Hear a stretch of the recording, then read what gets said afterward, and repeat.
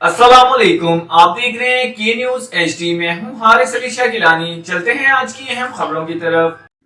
खबरों का सिलसिला आगे बढ़ाते हुए रुक करेंगे दादू का, जहां से रिपोर्ट कर रहे हैं हमारे नुमाइंदे सैयद सफीर हुसैन नकवी।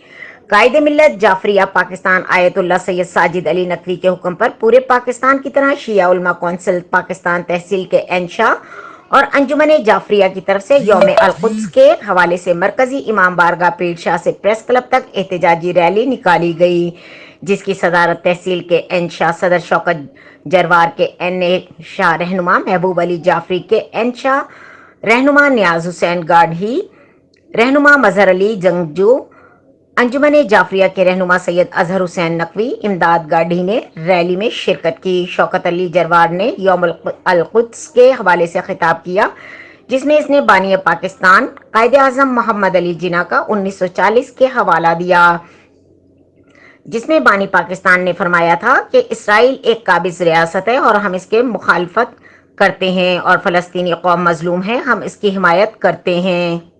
मजीद खबरों और अपडेट्स के लिए हमारे साथ रहिएगा। तब तक के लिए अपना ख्याल रखिएगा। अल्लाह हाफिज।